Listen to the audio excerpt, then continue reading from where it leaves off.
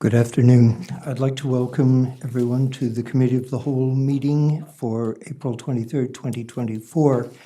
I'd like to call this meeting to order. We have an agenda before us. I would like to make a small adjustment to the sequence of the agenda. We have item 4.6, which I would like to move up to before 4.5. So I'd look for a motion for that amendment. Thank you. And with that amendment in mind, I'd look for approval of the agenda. Thank you, Councillor Thompson, and seconded by Councillor D'Andretti. All in favor? Motion carried. Thank you. We have a delegation. I would also like to acknowledge that we're honored to be gathered today on the traditional unceded territory of the Squamish First Nation. We have a delegation before us, Deputy Chief Jordan Pratt, to deliver his quarterly report. Over to you, sir. Councillors, thank you for the opportunity to present to you today. I'll be presenting Chief Michael's quarterly report for Q1 of 2024. Our membership currently sits at 49 firefighters, including 5 recruits that started earlier this year. The focus of training for the quarter was hose deployment, RIT or Rapid Intervention Team skills, first responder medical relicensing, hazardous material skills, and wildfire response readiness. Members supported the 3rd School District 46 Junior Fire Academy held over the spring break period. And firefighter Elijah Karkaby, who was a participant in the inaugural academy, was able to return as an instructor, sharing the knowledge he gained from volunteering. Volunteers contributed 1,382 hours of training time in Q1. On the response side, the fire department responded to 86 calls for service in the first quarter. That's a 12% increase over the same period in 2023. Some of those incidents involved a structure fire involving a mobile home, which was contained to 1 unit, a cardiac arrest resulting in patient revival, and of note, several callouts happening concurrently, requiring resources to be split to handle the multiple incidents. The fire prevention team completed 83 fire and life safety inspections, 30 referrals, 2 Office of the Fire Commissioner investigations. Inspections may take several site visits to assist business owners to become compliant with fire code issues, and inspections which involve building permits are sometimes done in conjunction with the Town of Gibsons Building Department. One of these inspections found a serious fault with a fire sprinkler system that was able to be corrected before occupancy. Current analysis of the existing fire department will have a limiting factor for building height within the town, capping at 6 stories. The fire department and Town of Gibson's planning department continue to work together managing growth and the effects on both the town and the fire department. I'd like to take this time to remind residents of Gibsons that they're able to register for a free Fire Smart home assessment by accessing the SCRD website. Steps that individual homeowners take now will make our community more resilient to wildfire and structure-to-structure ignition. I'm happy to answer any specific questions on any of the fire department activities or projects. Great, thank you. Questions from council? Councillor Thompson. I just wanted to make a comment on the detail you provided on the Fire Smart program and just say an excellent use of the grant funding there. Well done. Thank you. Councillor Lumley. Yes, thanks for the report. It's very detailed, a lot of info. One thing I was just curious about was that I read last night that there's 3 or 4 wildfires in central BC, and they were all related to people.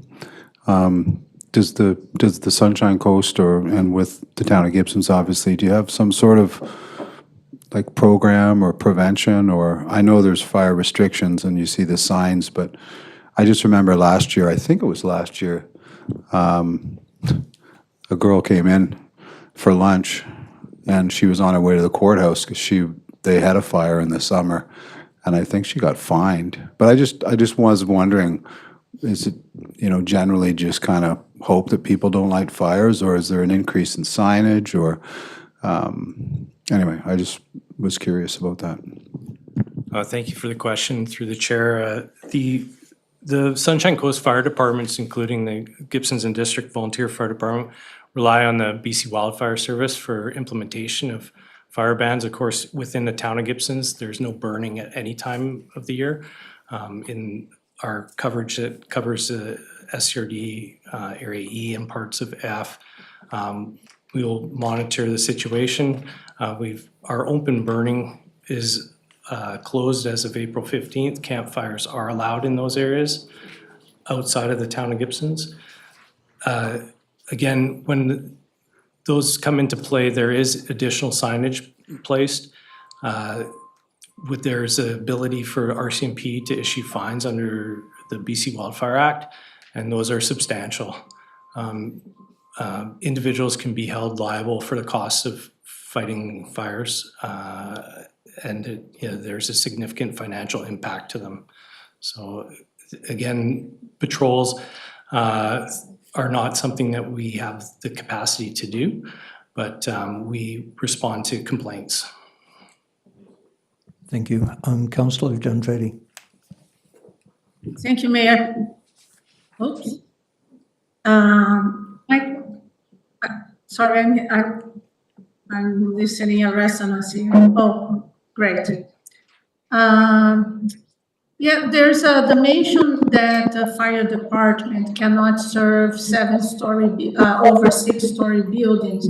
And we do have a building approved for 7-story. So I'm just trying to understand the implication of this statement. Thank you for the question. The height requirement that came to the through the BC Building Code, I believe, was 75 meters from the average grade of the property to the floor level of the top floor. So that existing building that's been approved is still able to go ahead.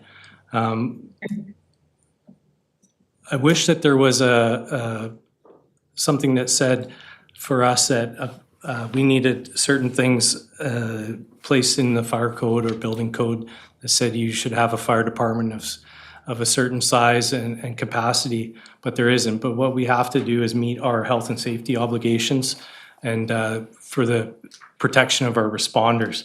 And to do that, we need a large number of trained individuals in a certain amount of time that's laid out by the NFPA. And so to do that, going into the future will require changes if we, as a town and fire department, decide to build higher. Thank you, sir. Any other questions?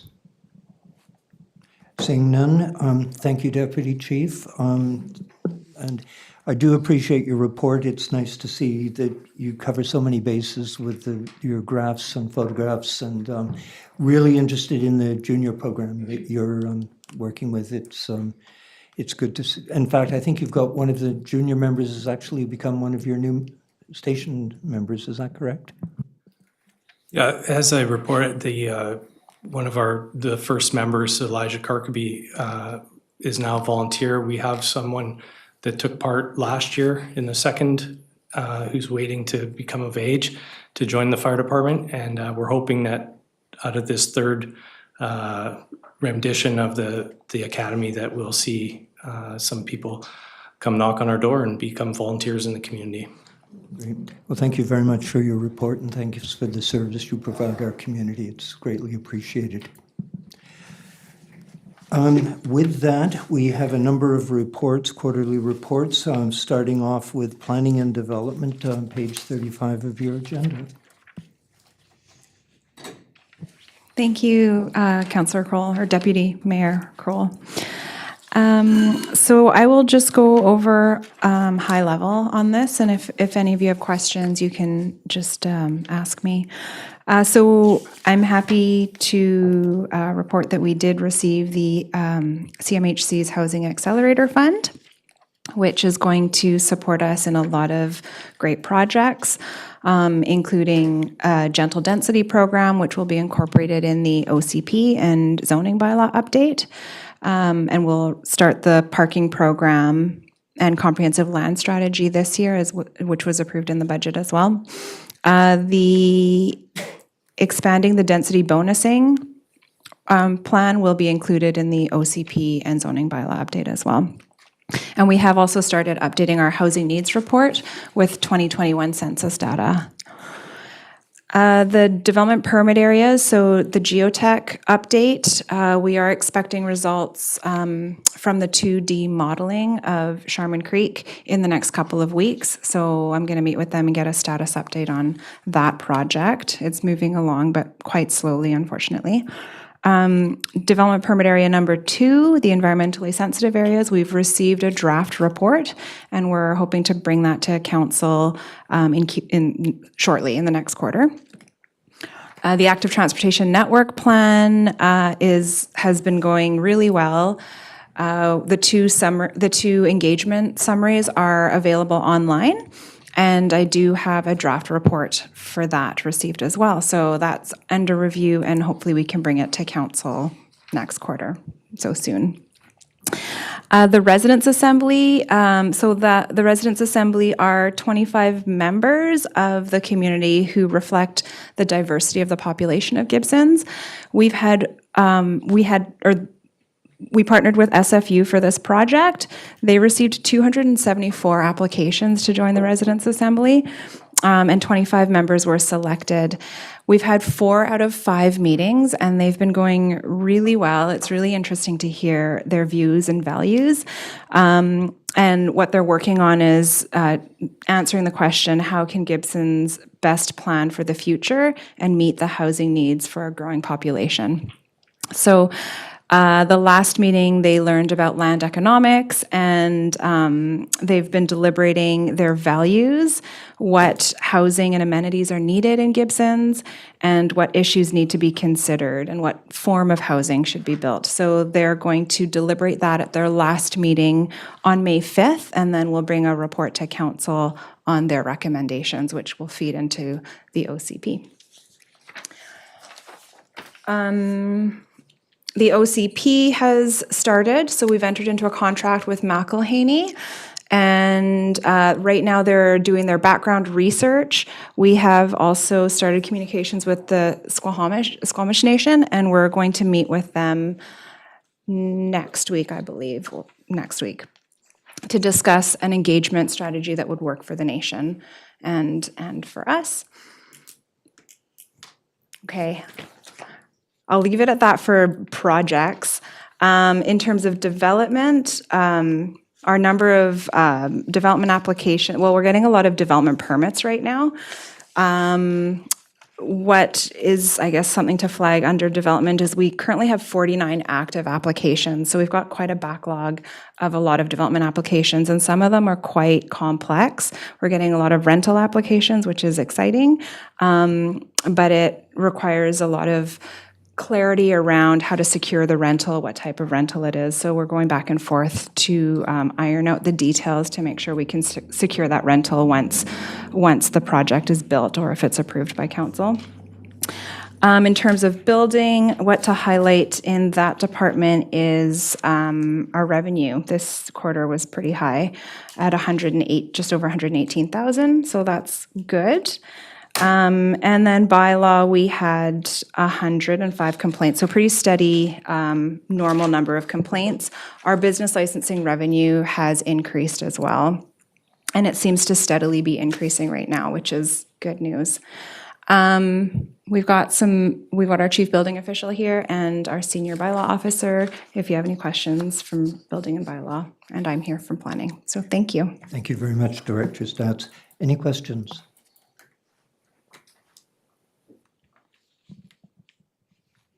Councillor Lumley. Yes, thank you. My question through the deputy mayor would be, well, it's regarding dogs. and I know it's like, I know that the bylaw officers are like incredibly busy, but there's just such a huge component of off-leash dogs on the sea path. Of course, I'm there like every day and I see it, and it becomes real tenuous for people that are actually, abiding by the leashed rules. And there's always altercations and so on and so forth. I don't know what the answer is, but I don't know. I mean, you'd probably hire someone full-time to just walk down the sea path and hand out fines, but I mean, it gets to a point where it's almost, some days it's out of control. Like there's just dogs running around everywhere. So, I don't know. I guess that was my question. I don't know if there's anything that can be done about enforcing that bylaw, or taking some proactive approaches to it, just at least in an interim process, just to maybe calm things down, because it seems out of control. So anyway, it's a question. Thank you, Councillor Lumley. Before I go to Councillor D'Andretti, perhaps through communications, we could sort of emphasize that dogs in the community should be on leash. I know bylaw, we're currently down one of our bylaw officers, so it's challenging to try and be everywhere at once with all that's going on. But I think if we could at least start with some communication, just reinforcing the rules and regulations we do have in place. Sorry to load more on communications plate, but I think a lot of people do pay attention to what's being coming out of the communication office. Councillor D'Andretti. Thank you, Chair. I have two questions, but I will follow up on the dog because I have a question regarding dogs too. I see that the report identifies complaints, but I think what I would like to see is the fines, how many fines have been given to dog owners. And I also understand that initially the bylaw officers had the approach to give them notification, be nice, but I think there's a point that we need to start fining because the message is not going through. So I have two questions regarding the dog. Why, if it's possible to start like a heavy fining, and if we could also have in the report the fines displayed, not only complaints. Thank you. Director Stats. Thank you, Chair. Yeah, we can include, I've made a note, so we can include the tickets issued and revenue collected through bylaw notices in the next quarterly. Thank you. Councillor Thompson. Thank you. Through you, Deputy Mayor, my question is, as it relates to the residents' assembly, are the participants who are currently engaged, will they be carried through, or is that turned over? Go ahead. Through the chair. Right now, we're trying to figure out a way to continue with the residents' assembly. Right now, because we've partnered with Simon Fraser University and they've got a big grant to do this project, the residents are meeting from 11 to 5 on Sundays, and they're getting an honorarium to attend, they're getting childcare, so they're getting lunch, and there's quite a big support for them. We wouldn't be able to maintain that if we transition, but we would like to try and keep them because they are residents that we don't normally hear from, and they have really good ideas. So we're working with SFU to try and figure out what that transition looks like and how we could keep them. Right. Any other questions? Is your hand still up, Councillor D'Andretti? I have another question. Go ahead. Thank you, Chair. My question right now regards to the GPA 9. I don't see any reference in this report, and I'm really concerned with the timing. I have been waiting for the GPA update for a year and a half at least, and my concern is because there's a lot of developing coming forward. And development permits have been processed, but I would like to know why the DPA 9 is not in place at this point. Director Stats? Thank you. Up through the chair, I'll provide an answer to that one. So through conversations with the planning department, it's been identified that the development permit area 9 updates and perhaps more relevant would be the updates to the drilling permit section of water regulation bylaw 1192 are more of an infrastructure issue rather than a planning issue. Certainly, we have been receiving applications under DPA 9, which would require development permit, and we have been reviewing those applications under the current guidelines that we have. And the intention is certainly that we will be updating bylaw 1192 and the drilling permit regulations within that bylaw, as well as any sections of DPA 9 that may be impacted by that or may need to be updated as well. As far as timing, just departmental priorities, I would suggest probably it would be early in Q3 would be realistically when the update to the bylaw would be presented. Thank you, Director Rutley. Are you good for now, Councillor Dundready? Oh, sorry. Yes, thank you. Okay, thank you. Councillor Thompson. Thank you, Deputy Mayor. It's with respect to, with RGAs, in the last few weeks, Airbnb operators were asked to post their business licenses. Just wondering if that was something that was put through by the town of Gibsons, and it leads to my next question, which is, does this initiative by Airbnb to have to input these business licenses reduce a workload to bylaw in monitoring the compliance? Director Stats. Thank you, Chair. Sorry, just so I understand, Airbnb has requested that the business licenses are posted? Yeah, that's correct. Oh, okay. That's helpful. We had so the town zoning bylaw or the business license bylaw already requires that. So that would be the minimum requirement. So I don't think it would change any enforcement or compliance at this point. I was more wondering if that's helpful to bylaw to know that with all the monitoring that has to take place, if that's helpful. I'm actually going to say it's time.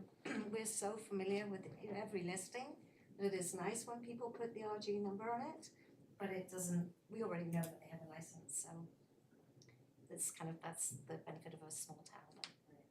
We're looking at these listings every day. Any other questions?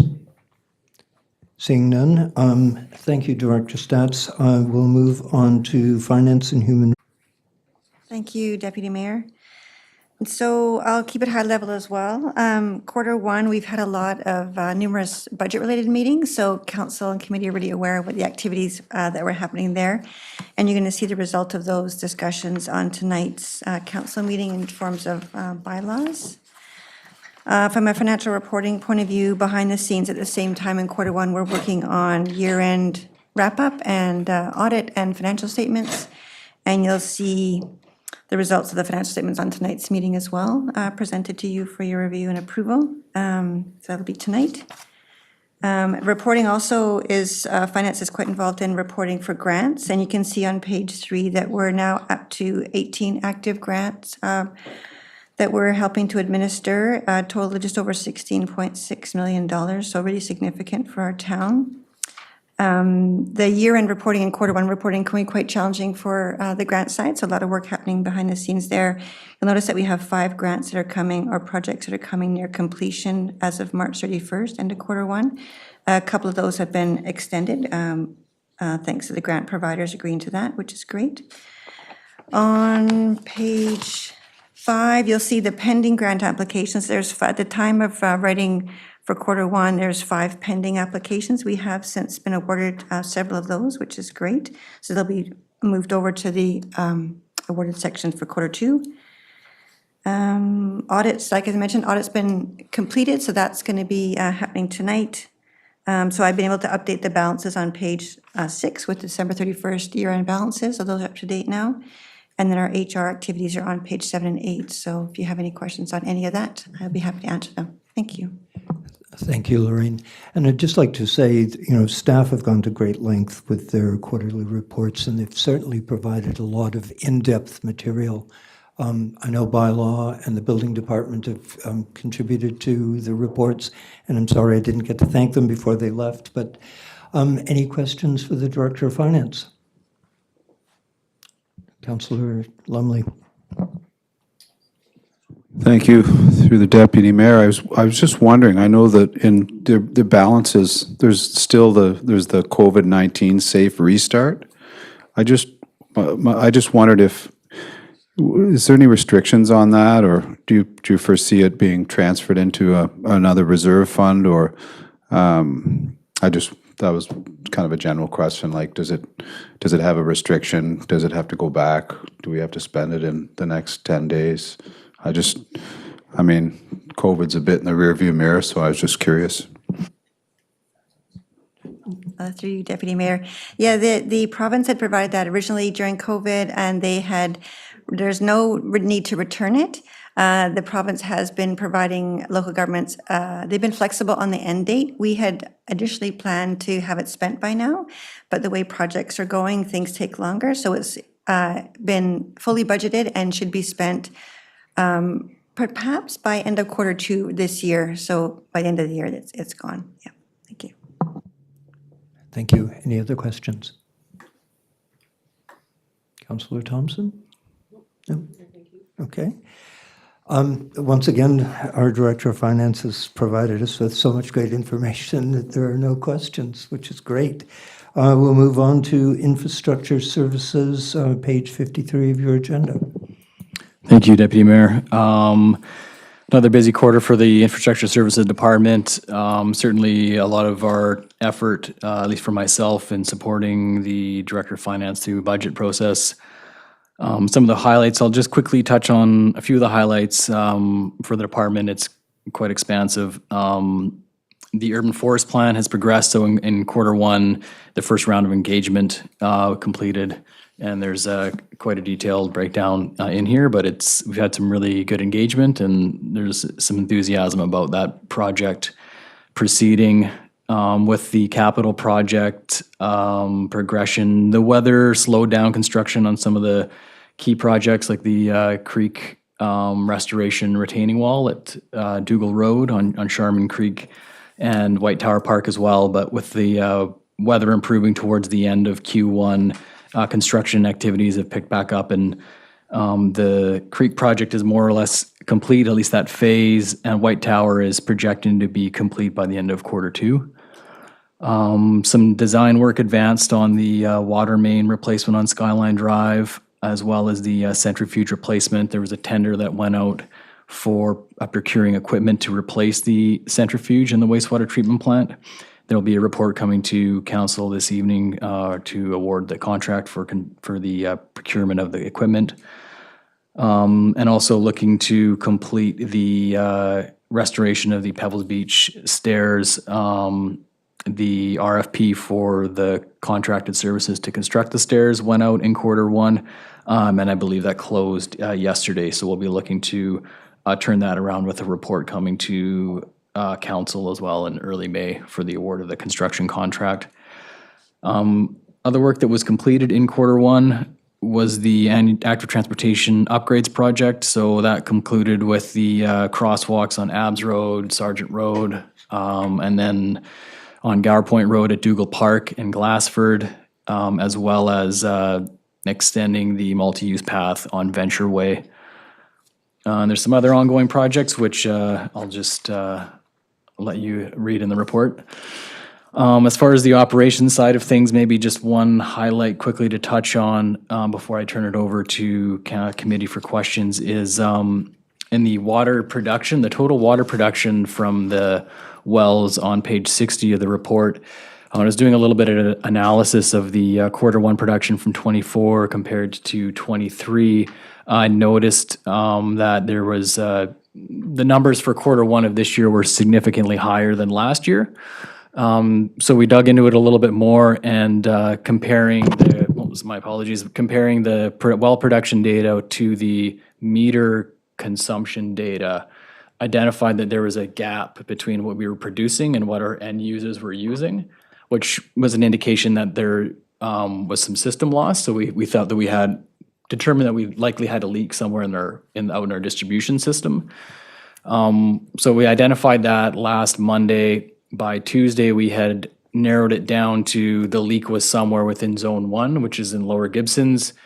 By Wednesday, we had identified one of the likely candidates. It was addressed on Thursday, and we located and shut off another spot where it seemed to be leaking, where there was a hydrant that wasn't fully seated. And by Monday, so yesterday, we compared the flow over the last 4 or 5 days to the previous week, and the daily averages were down 20 to 25%. So that was the loss that we were noticing in our system. So it was a really fantastic effort for our operators, our internal staff, our public works department, in quickly responding to recognizing the importance of addressing and resolving the leak. So I was very impressed by the team effort to address all of that. And at that, I will turn it over to committee for any questions. Thank you, Director Rutley. And it, once again, it advocates the importance of metering. It's, what you can't fix, what you don't know is happening. Questions from council? Councillor Dendretti. Thank you, Chair. I would like to better understand the Aquifer Update implementation strategy and how this relates to GPA 9, because at this point, what I was waiting for is the update of the GPA 9, and I wasn't aware of this strategy. So, and now it says second quarter, but the Director of Infrastructure said GPA 9 is the third. So just trying to understand if this is separated and what it is. Thank you. Through the deputy mayor. Thank you for that clarification on that. And I just had a meeting with the staff working on that report earlier today. The meeting or the report that would be coming forward in Q2 would be on some of the other components. So the flow accretion study on Charmin and Gibson Creek, the monitoring wells that were drilled in Q1 in the Lower Gibson area, the weather stations that were installed in 2023. So that report would be coming forward, kind of focusing on those works that have been completed to date. And then the other part, which is the more the regulatory, being the changes to DPA 9 and bylaw 1192, as well as the watershed management kind of plan, and the work that we're doing in that respect would be referenced within that report, but that'll be, given that work is still ongoing, there'll be a later update to that. So right now, looking to update on the work that has been completed to date, so that it doesn't just linger too long before you're given that update. Thank you. Do you have a follow-up, Councillor Dendretti? Any further questions? Councillor Lumley. Thanks, through the Deputy Mayor. Thanks for the report. I like the sign.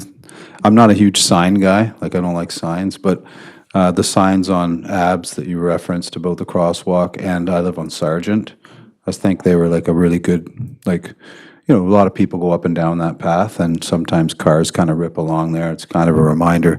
And on Sargent, one of the residents has added to the sign. I don't know if you've seen it. Did you see it? Yeah. Little story on it, so it's kind of funny. So, and my other question was the wharf. Well, maybe I had two questions about the wharf. In the report, it's about the demolition and the span between Grandma's and the wharf. My question would be, so I think it was budgeted for about $440,000, and the demolition, it said here for $266,000. Do you think it'll be on budget? And is the possibility of the construction of that span is going to be different than the original construction? I'm just thinking, just because I think I've mentioned this to maybe a couple councillors, and definitely this CAO is that after you demolish that, there's so much light coming through that area, and it was so dingy down there before, like when you walked under the wharf, and because it was so dark, people tended to throw garbage and stuff in there, and it was just kind of, I don't know, I was just thinking like it would be nice if it was some sort of perforated, I don't know what the plans are, but it would be nice if it wasn't just another solid piece of concrete or asphalt, it's the span. So those are just a couple of questions about that. Go ahead. Okay, thank you. So through the deputy mayor, yeah, the work really that we've been completing to date has been focused on just making that site safe. So the removal of the old structure and stabilizing the bank. We're still working with the owners of Grandma's, given the structure is functionally there, providing access to the facility or to their parking garage as well as the access to the front door. There's an opportunity for us to have some conversation with them about what would be replaced in that sense. So we don't have a finalized design yet at this point. So there's still certainly room to explore alternatives to just being like solid wood. I think that maybe some graded steel or something like that would allow some water or some light through. There's also trying to keep water off of that bank is a component of it as well, just given how steep it is. So that's a consideration, but absolutely we will take that into mind. I can hear you. I certainly, I'm walking by there noticing how much brighter it is and less garbage seems to be accumulating. And as far as timing, there are, given the location of that site being adjacent to a mapped archaeology site, we are in the process of waiting for an archaeological permit to be able to do the bank stabilization, but still working with the engineers on the design component. So, Thank you, Director Rutley. Any other questions? Seeing none, we'll move on to Administration and Corporate and Legislative Services, page 65. Through you, Mr. Chair, we'll start our department's update. Start perhaps with the strategic plan, the tracking document that we use on those actions, with support from Bronwyn as well. It's updated on the website, and it's a bit of a summary of the actions and the details, as you know, are in the department reports. We're hoping to set up a meeting with council. Will be our second meeting this year. A bit of a check-in with yourselves and see how we're making progress and what other additions or changes you might want to consider for your plan. So more on that. They also highlight one of the projects we have there, the charge barge proposal for Gibsons Harbor. As you know, with your support in the Harbor Authority, we've applied for a significant fund to build essentially an electric charging station for Gibsons Harbor, which would be a significant contribution to our ability to reduce marine-related emissions, which are significant, just 16 or 17% of our regional total. Also want to highlight that we're working with the Harbor Authority on improving the provision of water for the boating community there, and also possibly the access to treatment septic station, so that which the area isn't well served at the moment, and we think we can provide some service there. So we'll be discussing that with the Harbor Authority in the next few days, and then get back to council if there's any other supports that we need from you. The third part, just to highlight, is the work of the homeless outreach program that Chantal Burke is doing on behalf of the community and across the coast, and that seems to get busier every week, and we are providing supports to her as well. So from my end, I'll leave it there, and I would ask Rebecca and or Tracy also to comment on the other portions of the report. Thank you, CAO Machado, and through you, Mr. Chair. I was away much of the first quarter, so I'm going to give the floor over to Tracy shortly. So I think it needs to be said that I'm very proud of the team that stepped up as that was called away very suddenly. So she stepped up literally overnight and has really filled much of the role that I normally would fill in addition to juggling her usual duties. So a special shout out to Tracy and her team. In the time that I've been gradually returning, there's been the usual work. The Sunshine Coast Regional Accessibility Committee, we sent the letters out to the appointed members.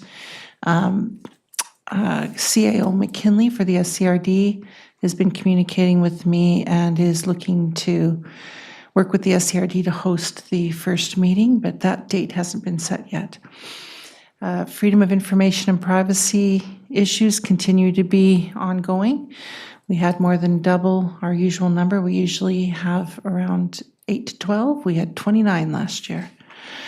So almost 3 times, actually, some of our usuals. So it's been a busy time and catching up. Contracts and our ICBC team has been doing great. We're adding a casual position because we've had a couple of our full-time people needing to be away a fair bit. So we're adding a casual position there, or we have added. She's in training right now. And so the usual supports, and I'm going to then turn it over to Tracy to talk about what she's been working on. Thank you. Through you, Deputy Mayor. So yeah, it's been a busy quarter. We're in the early stages of kicking off alternative approval process for 2 loan authorization bylaws. We just continue to set up technology. I'm heavily involved with the IT process. Just recently kicking off or finishing off the SharePoint project. So that was a big one for us. We were happy to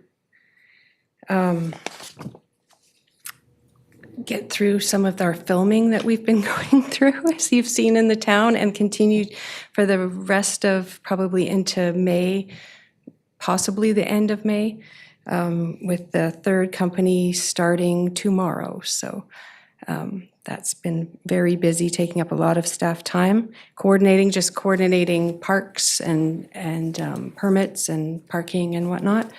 And that goes along with the public use permits that are also have been very busy this year. We're at the end of this quarter, we were at 14, and as of today, we're at 20 public use permit applications and processing. So that takes, again, a lot of coordination within our team, as well as external resources like the RCMP and the ambulance, fire, and transit. So they're in our circle.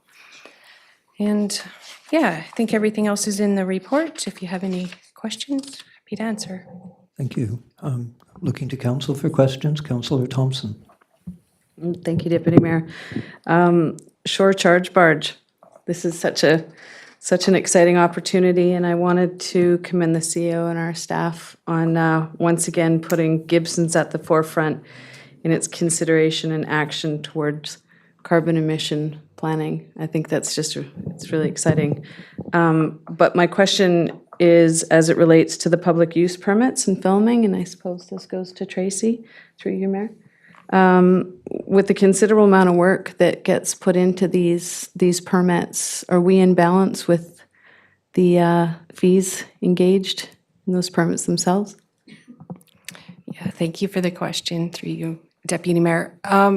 We are in the process of upping those fees because they are quite low at this point. Some projects are very small and require very little time. And there may be some need to have a sliding scale for the applications, and some take a lot more work and coordination. The filming is, I believe, we need to up those fees for sure. We're more than some municipalities, but as far as the series that we've encountered, we could have been better placed to have much more revenue come in for that. So, yeah. Follow up? Yeah. I would like to put forward that we would address that through council if we can, yeah. Something at this point I'd like to add. I've been attending the Real Green meetings, and something I was rather shocked by. An hour of film generates 42 tons of carbon currently. So I think something we might want to look at in conjunction with the charge barge is putting in some camlock drop stations like the City of Vancouver is doing in some of the more popular places to where filming occurs.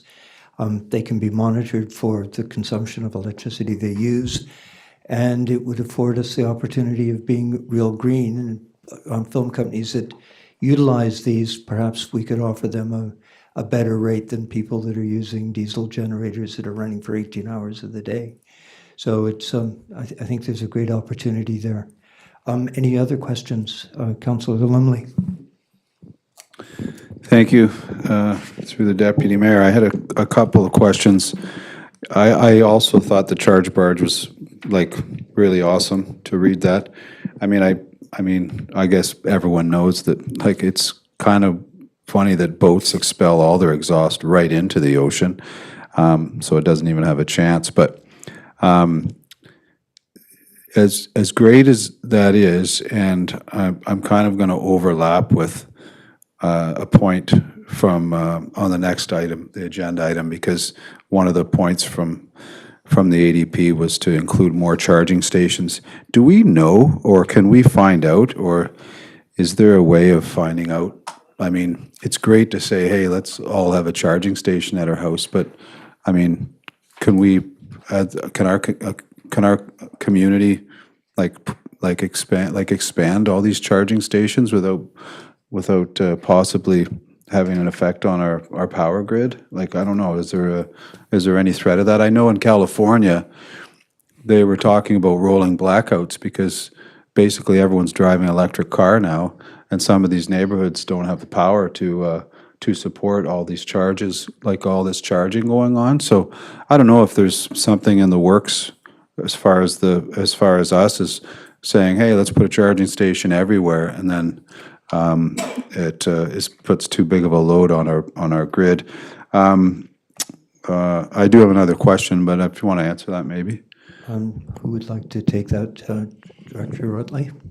Sure. Through you, Deputy Mayor, I'll do my best to try to address that. I think certainly any of the review of the electric charging stations would kind of come through BC Hydro, and they would be doing an analysis of what the hydro load would be for a property and the consumption needs. So I think that we could make it a requirement. At some point, Hydro may say that we actually can't support it.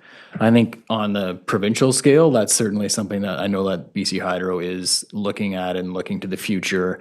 They have approached the town and with some interest in potentially there being a charging station somewhere. So I think that they're actively looking through the province of how they could expand their charging network. So I think at this point, BC Hydro is looking to increase the amount of charging stations rather than having concerns about that. So I would take that as a sign. I think too with the Site C Dam in northern BC that they're looking to there's going to be a surplus of hydro power within BC, is my understanding, and that that would be part of the reason for that is looking at the future growth of electric vehicles. So localized, how our distribution network would carry all of that, that's something I wouldn't really be able to speak to, but I know provincially as an energy provider, Hydro is looking to expand. Yeah, just further to that as well. Case in point is the charge barge. We had, before applying, we reached out to BC Hydro to, ascertain the quality of the power available in Gibsons Harbor in particular, and they were quite supportive. They undertook a substantial study of their own availability, and so they have the barge is designed with Hydro's power in mind, and the way that it's being proposed. So we're it's a cautious sort of approach, but at the moment, with Hydro's backing per se, we haven't any concerns at this point. Go ahead. No, you can go ahead, sir. My other question, I don't even know if anybody can answer it, but I was just curious, there's a legal claim regarding to a business license. I just wasn't sure, like, if that could be answered in a public meeting or not, but it just kind of struck me as somebody making a legal claim against the town for a business license. Seems kind of odd, but. It is kind of odd, and I can give you more details in camera. A question I might have to the CEO. With respect, like, I think the charge barge is great. Would this preclude BC Hydro upgrading to the initial service that was asked for? Because obviously the charge barge is going to have a limited life expectancy with battery life and things. I noticed Harbour Air just announced that they are pursuing a fleet of converting their fleet of beavers to electric. They just announced that yesterday or today, which perhaps would put us back on the map for having air service into Gibsons again. So, I think it's a plus-plus, win-win, but I think ultimately I would be looking for BC Hydro to upgrade their service, that we weren't totally dependent on the batteries.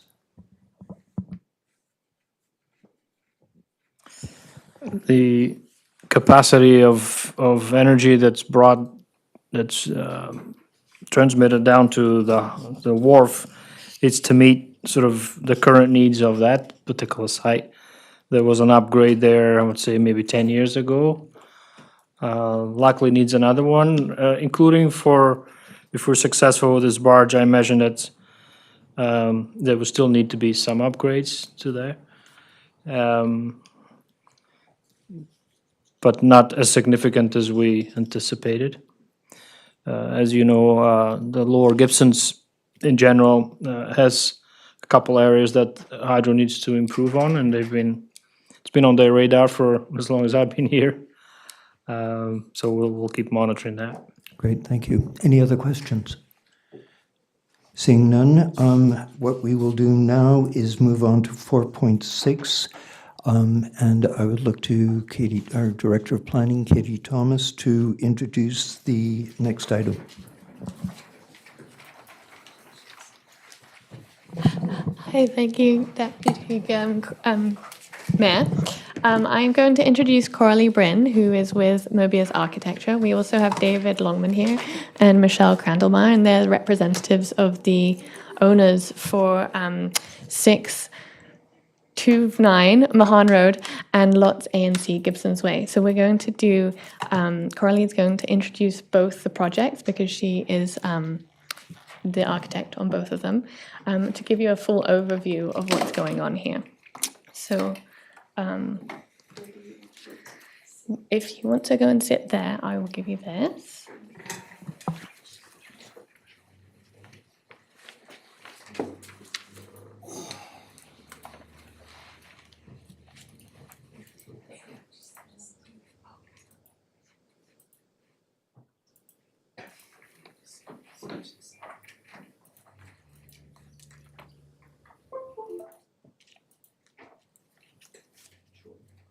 Let's see if I can get this going through the chair. All right, sorry, online. All right, so I've tried to make this as short and sweet as possible and allow time for questions. So first, looking at the contextual plan, you see in the orange color that is lots A and C, which are accessed off of Gibsons Way, and then the sort of beigey brown color, lot 2, which is accessed off of Mahan Road. And lot A is right adjacent to the 101 Brew House, and north of lot 2 is the Blue Heron development where the Bank of Montreal is located. So you should be able to place where this project is. So the proposed layout is a commercial building that is 2 stories along Gibsons Way, matching the character of the relative heights of businesses along that front. And then as you step down the hill, distributed throughout Lot C would be the residential buildings. So the first building would be a 5-story, and then further down, there would be a 6-story residential building with a childcare center. And at the bottom, another 6-story residential building. Now, Lot 2, on the right side, you'll see is a 4-story residential building proposed. And the arrows we're showing on the site, the solid arrows are the proposed linkages between the sites, and the dashed would be potential, depending on whether the town of Gibsons would like that connection further down Mahan Road.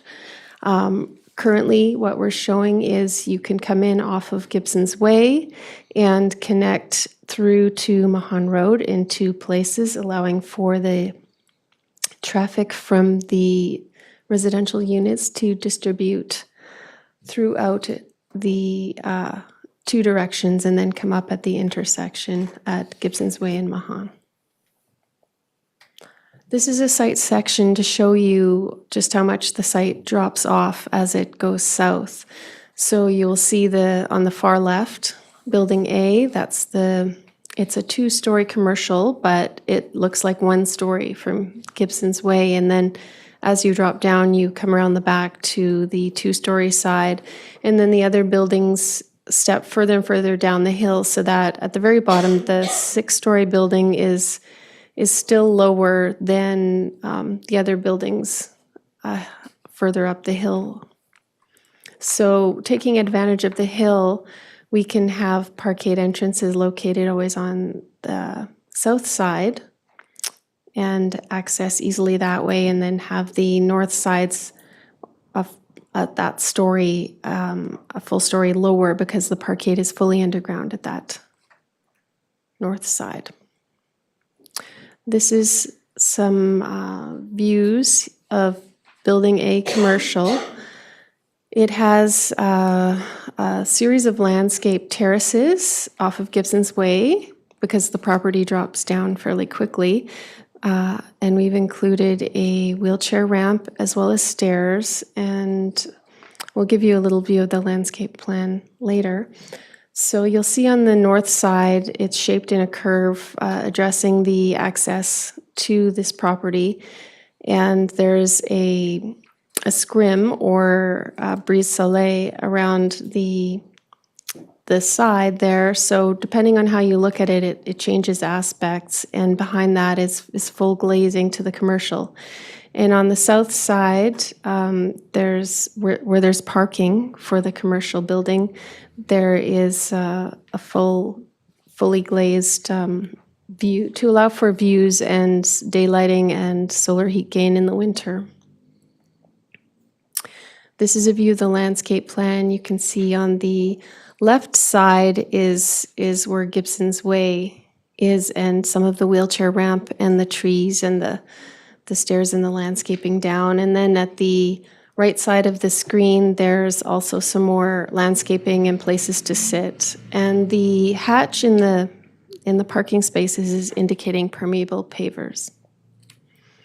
This is residential building B, which is 5 stories. And what we have is a combination of neutral tones in discussions with the owner and marketing teams. It was felt that this was a good option for a classic look and longevity in the project. For when you apply a lot of bold colors to a building of this size, it can be very abrasive and date itself fairly quickly. So we have some charcoal colored paneling and glazed balconies. And the paneling kind of breaks up the massing of the balconies because we have some fairly large, spacious outdoor balconies that are angled. And it creates a break in the pattern. If you notice where the white portion in the middle splits the building into a couple of zones, and then there's a taller portion in the middle with larger overhangs. And the top floor is stepping back a bit, so it creates a little break in the mass for the horizontal and vertical planes as well. This is a floor plan there are 44 residential apartments, single to 3-bedroom layouts. And an amenity you can see in the top left corner on the ground floor, and also a fairly large lobby which spills out onto a patio space which could be used for some outdoor seating. And then the 5th floor is stepped back, and you can see from the gray outlines of the overhangs of the balconies below, and that is mainly the 3-bedroom units and a couple of 1-bedroom units on the top. This is a view of the landscaping. So there's a significant landscaping buffer on the top of the screen. You see that's really the east side. And then on the entrance side, there's some parking on top of the parkade. And then to the right, you can see a bunch of significant landscaping that's leading down to the next apartment building. So there is a lot of thought given to the landscape buffer between all of the buildings and how they're situated on the lot, allowing for the residents to experience a lot of green space. This is Building C, and it has a proposed child care center in the bottom left-hand side. And then the entry is at the right. And it's in a similar color palette, but they're applied in different methods to the balcony coloring versus the other building. This has 69 residential apartments and single to 3-bedroom layouts, a ground floor amenity, and large angled balconies. And then you'll see the child care center in the image on the left on the far right side. So it has a nice southern exposure, and it'll have outdoor fenced space as well as a large balcony area. And the typical floor plan is on the right side. And this is a view of the landscape plan. You can see the childcare play area up in the top of the screen area. It's like a little bicycle track and some amenities, and then some large planters over the parkade and a lot of trees and plantings and shrubs around the building. This is Building D. And it is a 6-story building. Again, we have a lot of planters and plantings on the top, and you can see at the entrance to the left of it, there's an amenity space. And this is the floor plan. 59 residential apartments, single to 3-bedroom layouts, ground floor amenity, and large angled balconies. This is a landscape plan showing the extensive plantings on the site. And this is tying into Lot 2, Mahan Road. We have the 2-story commercial unit on the corner, and then the other live-work units have a slightly lower walkway signage, and the brown wood tone siding above indicates where those live-work unit residential portions are. And then above that, we have the apartment buildings. And in the background, you can see what would be Building B for Lot C. We have 3 live-work suites, 30 residential apartments, single and 2-bedroom layouts. There's an amenity on the 2nd floor, which is shown on the plan on the right side of the screen. And there's an extensive rooftop common amenity, which we'll see on the landscape plan here. There's outdoor planting boxes and places to sit, and trees and shrubs, and some large patio terrace areas for the suites, which back out onto the roof of the parkade. And these are the statistics in summary. And I will, through the chair, I will leave it to anyone for questions or Thank you. Thank you very much. I'll now turn it over to Katie Thomas. Thank you. So I'm going to just introduce Lot 2, which is 629 Mahan Road. I have a quick presentation, and I'm just going to look specifically at the planning applications. So 629 Mahan Road is zoned C1. So that allows for commercial on the ground floor and residential or apartment use above that.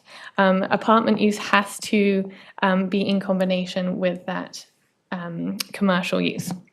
So the application, as Coralie just explained, is right on Mahan Road, right behind the Blue Heron Village. As you can see here, this is the C1 zone. So you can see that the property to the north is also zoned the same, and the property to the south is also zoned for that C1 zone, the Upper Gibsons commercial district. This is what we have now. This is taken a few months ago, as you can tell, and this was taken from kind of the Sunshine Coast Credit Union, looking at the Bliss Cafe. So you can see at Gibsons Way is to your right there. You've got a 2-story building with the Bliss Cafe, and then you have offices above that. Behind that, you've got a 3-story building with underground parking there. And then the new building is to go to the left there. This is the proposed building. Coralie just explained that this would be on the corner. So you would have this is kind of looking at the northeast corner of the site.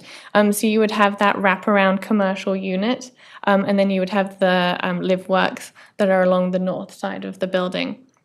Now, the variance application that they're asking for is to extend the height so that the C1 zone right now allows for a 12-meter maximum height. That doesn't include elevator penthouses. And then to allow for that residential use at ground level. Now, to explain this, these are the side elevations. So on the east elevation is looking from Mahan Road. The west elevation is looking from Lot C. So when we're looking at the residential use, we're not looking at the north side of the building. We're actually we're looking at the south side of the building. So you'll have a commercial frontage from ground level, but there'd be a separate residential lobby, and there would be apartments above the parkade. Another view of this. We'll also talk about building height right now. So building height is measured from the average natural grade of the lot. Because there is a significant grade change, this arrow shows kind of where the average natural grade is. So it's around 15.1 meters to the top of the parapet, and then you'll have the elevator shaft just above that. So this is the back of the building, or the south elevation. And so just to clarify where that residential area is, that isn't allowed in the zone right now, is circled in this yellow here. So as you can see, it is above the parkade, but when we look at the north elevation, that's deemed to be ground level. We don't necessarily have a definition in our bylaw of what ground level is, but this is staff's interpretation. And this is just an image to show you the north entry. So where you would see like the commercial area with the larger windows, that type of thing. Just to show that the intent of the bylaw and the commercial use isn't being missed. I also wanted to just show some of the shadow studies to show this is June and September.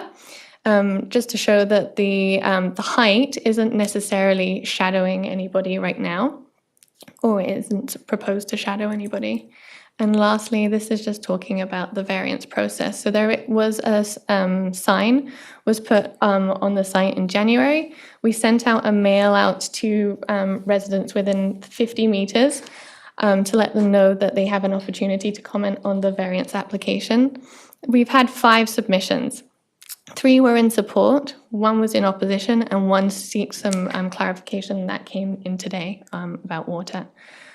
So we have an opportunity to be heard today about the variance.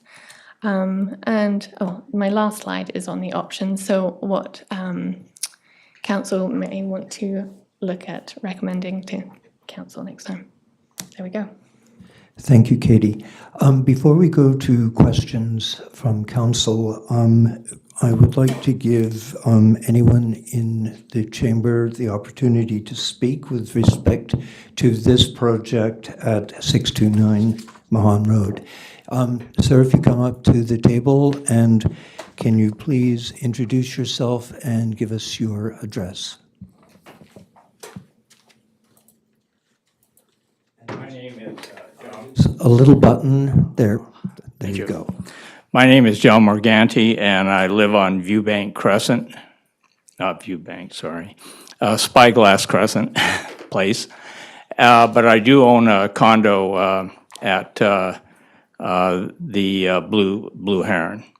And whereas I don't have a problem with the second variance, which would put condos or apartments in the lower part.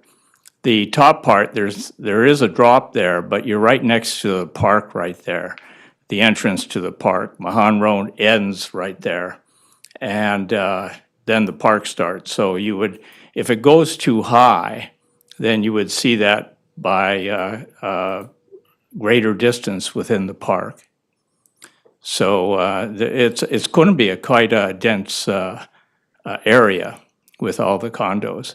So my only comment is I'm not in favor of the variance of adding another floor, but I am in favor of putting apartments in the lower floor instead of businesses. There's not a lot of traffic there going down. Most people go to the park and that's it. Okay. Thank you. Thank you, sir. I will now turn to council for questions. Councillor Thompson. Through you, Mayor, I'm wondering, Katie, would you be able to bring up, I just want to make sure I've got the juxtaposition correctly of what we would be seeing from Mahan Road? Okay, great, thank you. That's the one. Yep. Just wanted to confirm that, yeah. Then I'm going to continue with, do you want me to keep going? Go ahead. There's so much about this that I like, and I think is such a benefit to the community from looking at it from a whole picture. But my question, I guess, is to this committee, what do we use for any metrics as far as commercial space in the town of Gibsons? How are we gauging that ratio? This is one of the things, before I turn it over to the Director of Planning, it's one of the things that we're struggling with the ADP. And it's part of this whole problem with the outdated OCP. The OCP, the zoning bylaws, don't align with a lot of these projects that are coming before us. So what we're hoping is to get some sort of collaboration between the ADP and planning and council with the strategic plan in mind as to what the community need is with respect to housing and what balance we come up with that would align with commercial. Because the other concern, as you may have noted in the minutes from the ADP, is, are we giving up areas that have been traditionally zoned potential commercial, which creates jobs, as opposed to now providing housing, and are we going to, so there's a delicate balance we're looking for. And I think, until we get until we get an OCP in place, we're going to be struggling with a lot of these issues. And I would turn to the Director of Planning for any comments you'd like to make. Thank you. So I guess the short answer is we don't have any metrics specifically. The intention around zoning for commercial at grade along the corridors was to support the economy, allow commercial activity, and to provide some vibrancy on the commercial corridors, so eyes on the street, some life to the street. What we're hearing from developers a lot now is, why do we have to put commercial? We can't find a tenant to lease the space.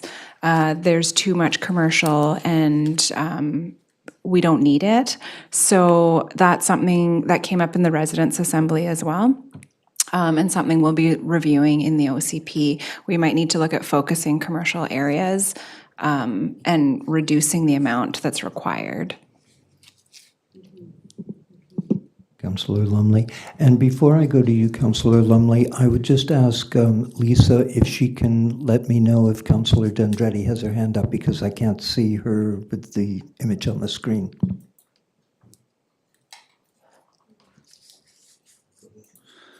Councillor Lumley. Through the Deputy Mayor. I guess that was one of my concerns, like with the zoning, and I know the OCP and update and zoning bylaws and so on and so forth. It's like, yeah, I guess how much of this zone, or would we be decreasing this zoning?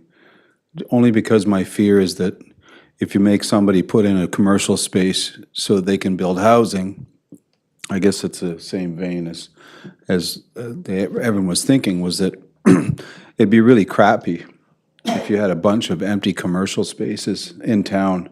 So not only vibrance, but lack thereof.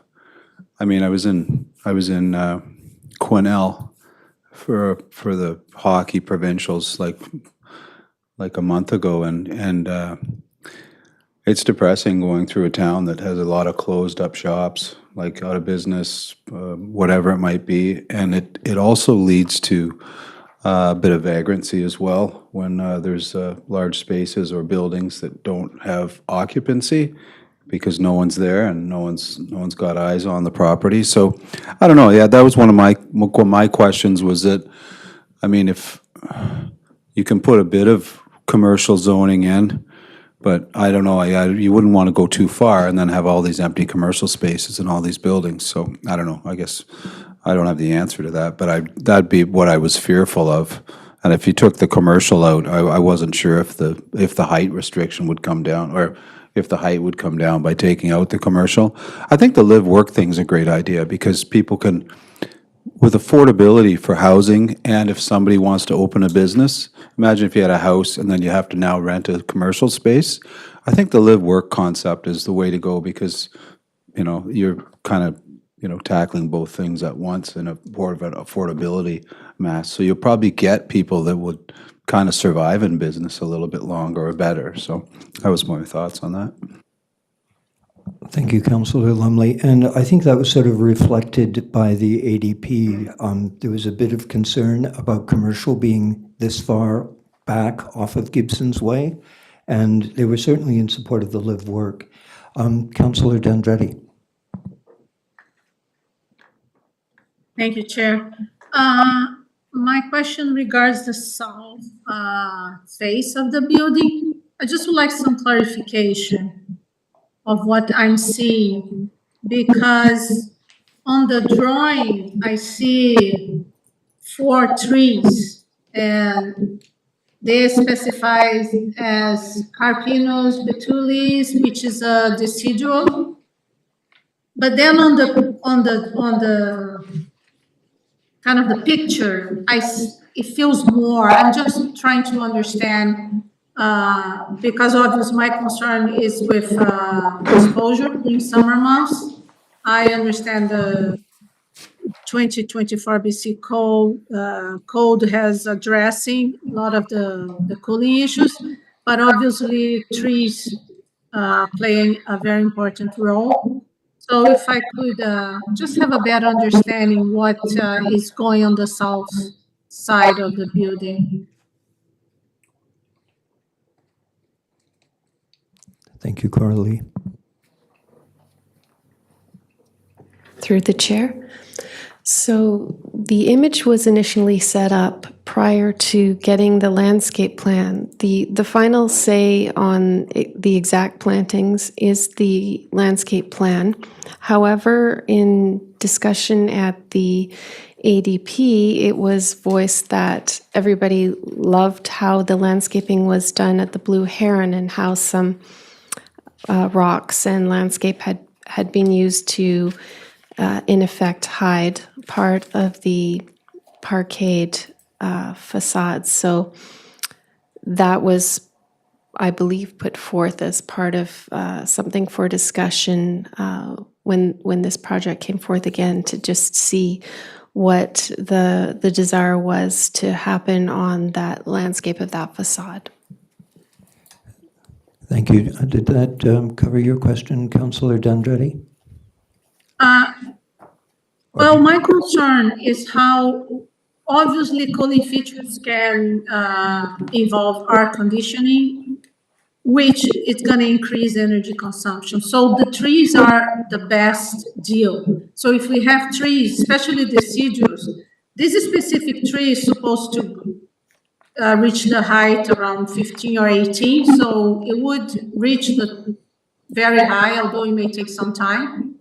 But I think it's important. I would like to see protection in this side, because right now we have still many trees on the other lot, but we cannot guarantee what happens in the future.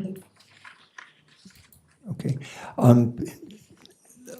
Perhaps what we could suggest, because I know on the building on Gibsons Way on Block A, the canopy with the glass curtain wall, the canopy above that, it provides shading to the glass during the summer. So I think it's Councillor D'Andretti's concern, you know, what's going to be done to mitigate the impact of our current climate trends.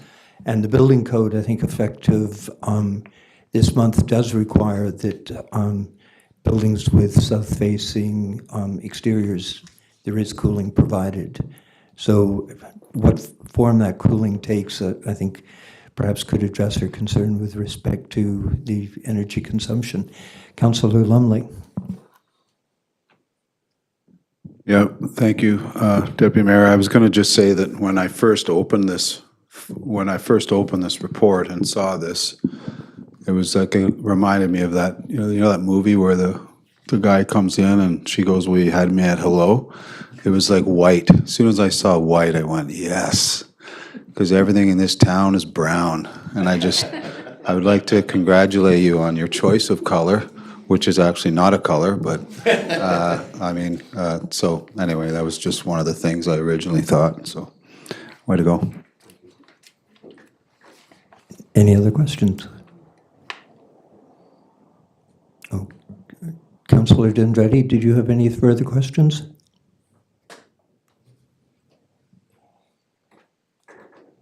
I have points that I would like to make, so I don't know if it's time, but I still don't feel, Chair, that my concern has been addressed. So I would like to hear from the developer what can really do with beyond the cooling, the cooling that is mandatory on the BC code, because this will have energy implications, and we're talking about saving energy. So the trees on the south side are the best bet for cooling during, you know, extreme heat and summer in general. Mr. Longman?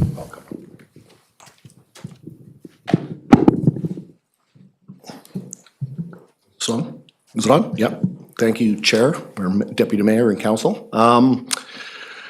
So yeah, we didn't know we were going to be asked these specific questions today because we obviously thought we were here specifically for the two variances that are in front of you, but I can assure you we can meet with the landscape architect and find out what level of structural support would be allowed on the pad.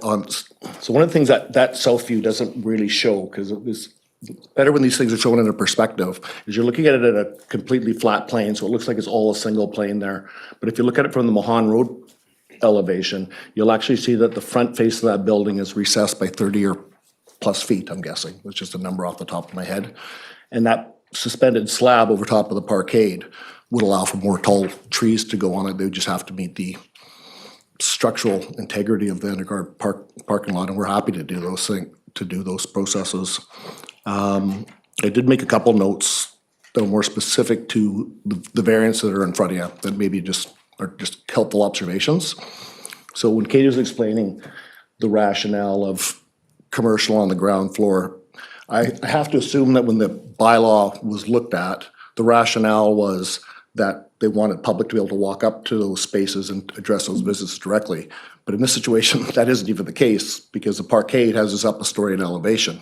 So people wouldn't even be able to walk to these spaces. For all intents and purposes, the residential units are on the second story.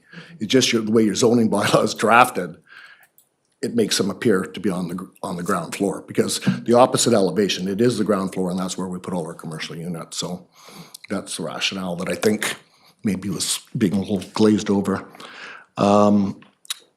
As for the variance of the height we're looking at, was pretty modest.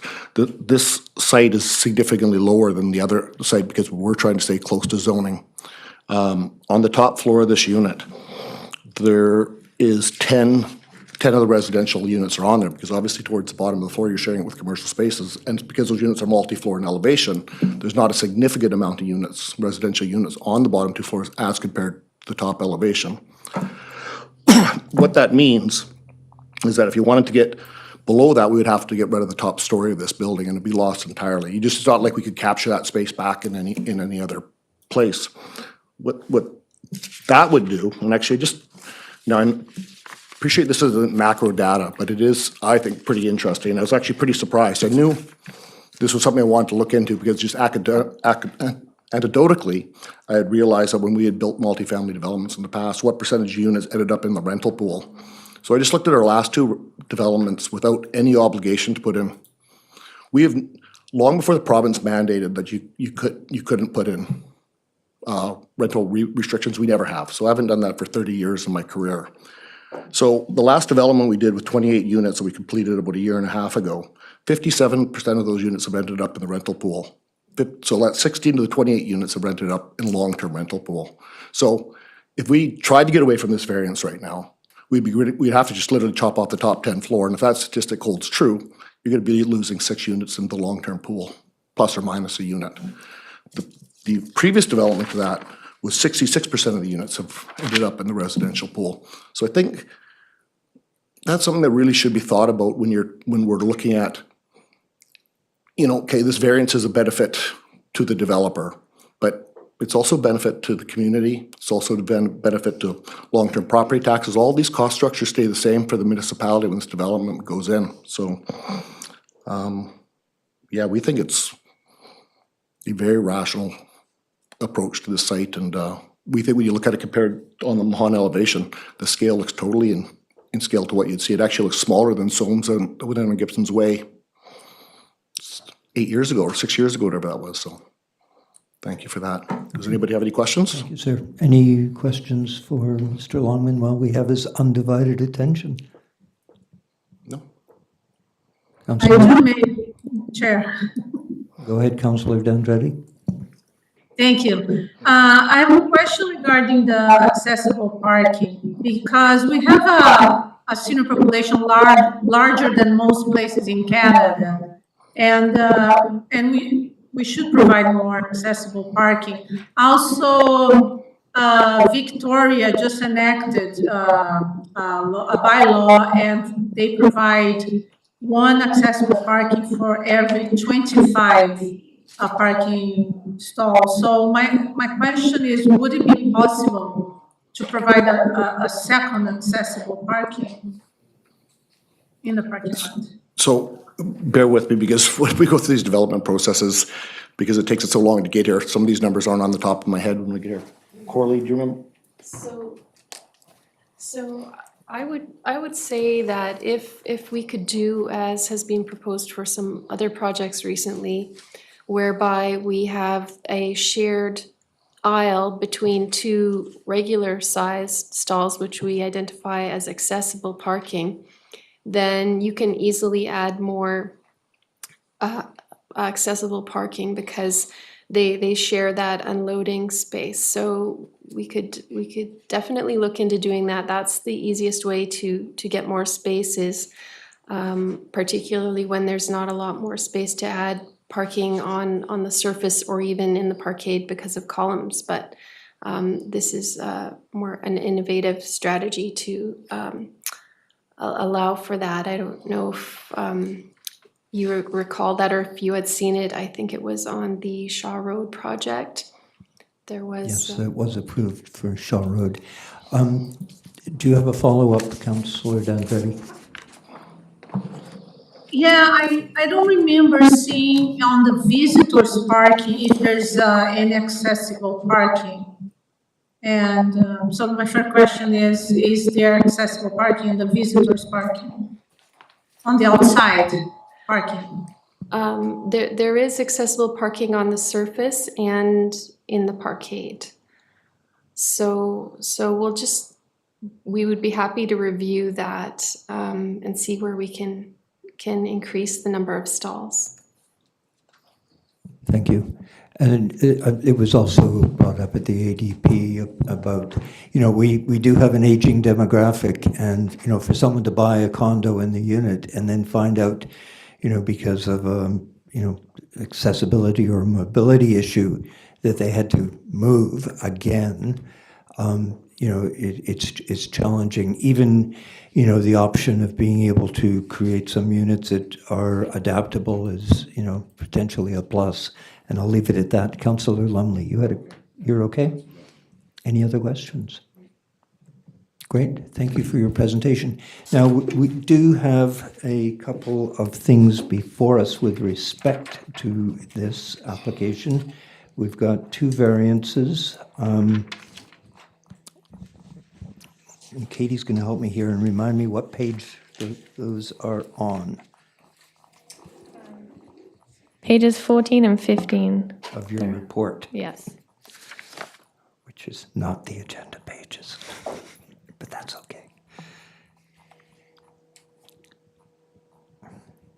Can you give us an agenda page, Katie? It's probably... Huh?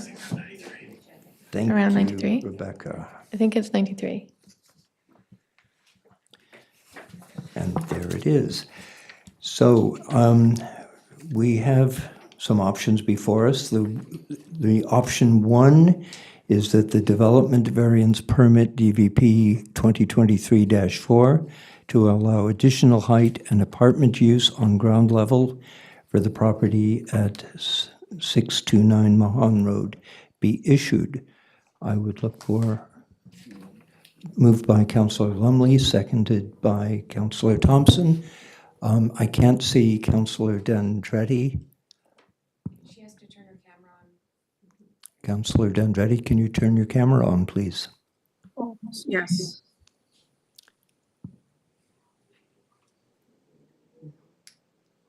Thank you. There you are. Okay, so we have the motion on the table. Any further discussion? Yes, if I may speak. Go ahead, please. I understand that there's benefit for the community with this building, but there's also benefit for the developer. And so what I would like to see is I would like to hear the developer also about. I understand that this building will be for sale, not rental.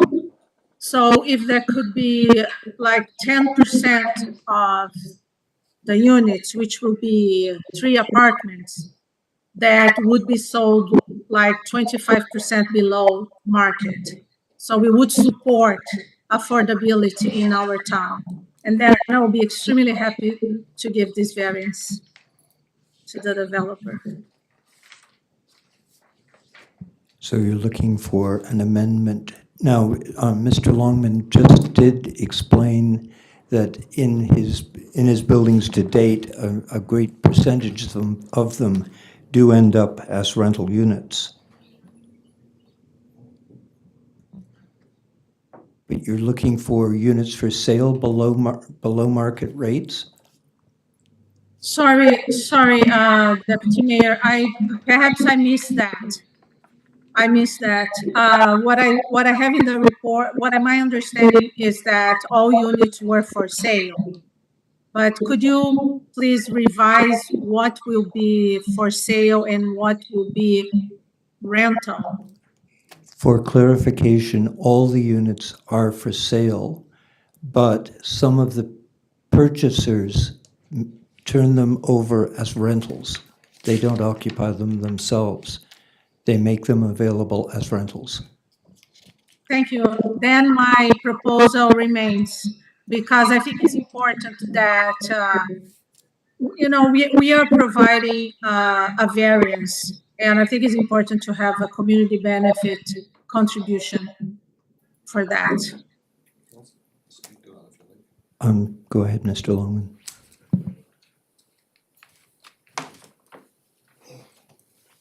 So I made a note before I came here, not all variances are created equally. So I know that there was a previous developer that proposed something much higher, and then he ultimately just went back to the drawing board and came back to you, and a variance wasn't granted. We would have to do the same. Our partnership group on this is complex, and some of the partners are flirting with 80 years of age. They don't want to be in the long-term rental business, sadly. I can appreciate that. They're just not where they are. So our consortium just aren't in a position to put places into long-term pools for ourselves like that. So I just kind of go back to, if this development has to go back, we'll chop a story. We'd take a story off the building. We won't need the variance. And 10 units will be 10 units smaller. The two previous developments represent somewhere between 57 and 66% of those units have ended up in the rental pool. So somewhere around 5 to 6 units would end out of the long-term rental pool in a desire to get something out of the developer situation that we feel like we've tried to meet the intent of what the OCP wanted for the site in the first place. And it's only that the OCP is so restrictive right now on what these height requirement, or the zoning, I should say, was what the rezoning is asking. I suspect when you guys go back to the table on these things, these heights will be looked at very seriously.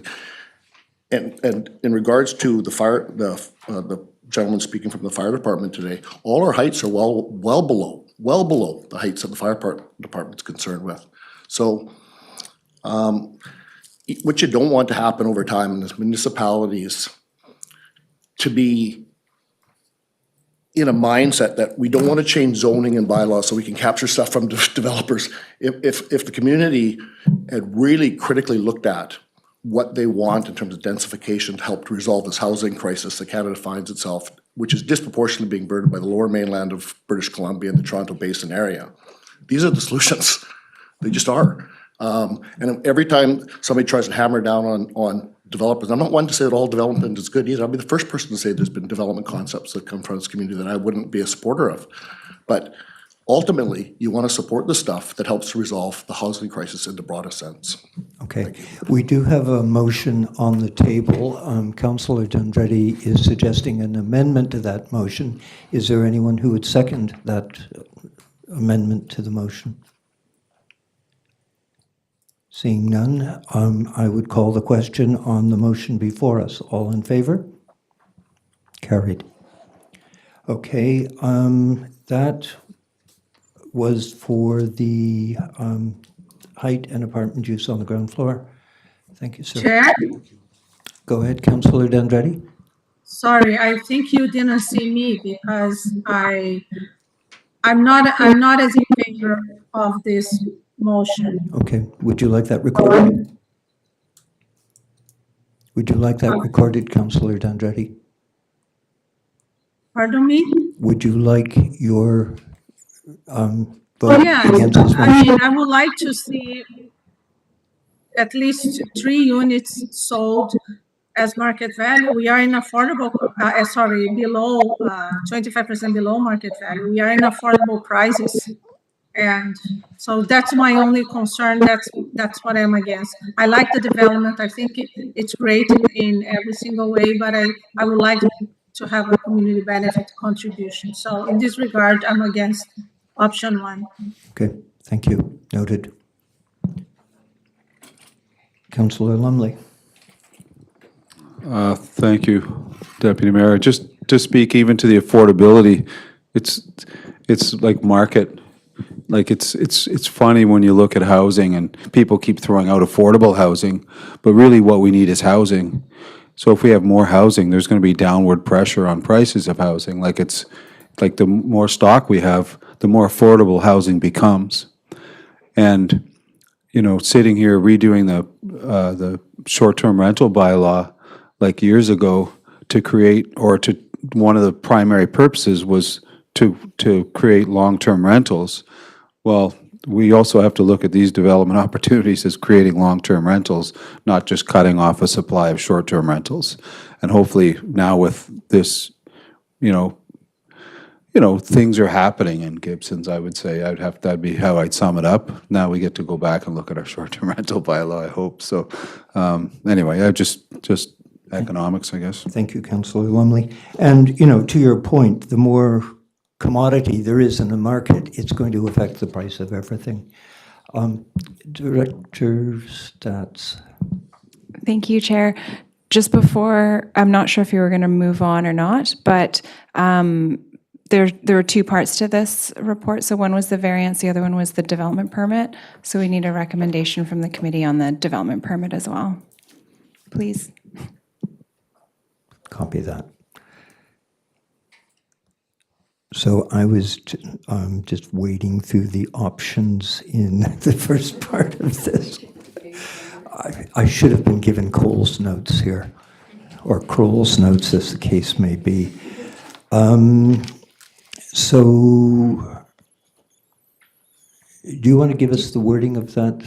Sure. There's two options. One is to authorize the issuance of the permit as presented. The other one would be authorize the issuance of the permit subject to some changes in the form and character. Do you have a preference? If you have a preference, I can read out the options. Okay, let's go with option one first. Okay. Councillor Lumley has already moved option one. Looking for someone to second that. Seconded by Councillor Thompson. And Councillor Dendretti, if you don't have your camera on, we can't see you, so I don't know if you have your hand up. Thank you. Did you catch that, what's currently on the table? You're on mute. I think it's about the conditions, right? The permitting residents on residents on the first floor. No, we've already passed that. Okay, so I'm not sure. Can you read that back, please, Director Stats? Sure. Option one says that the development permit for the property at 629 Mahan Road be issued. And that has been moved and seconded. So any discussion on that? Seeing none, calling the question, all in favor? That carries.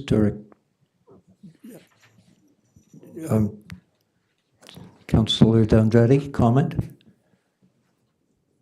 Yes, I'm not in favor, so I just want this to acknowledge for the reasons I explained. Okay, that's noted. Alrighty.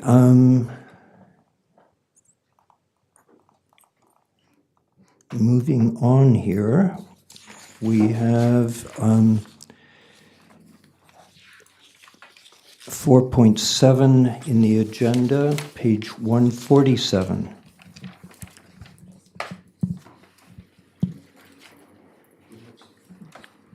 Director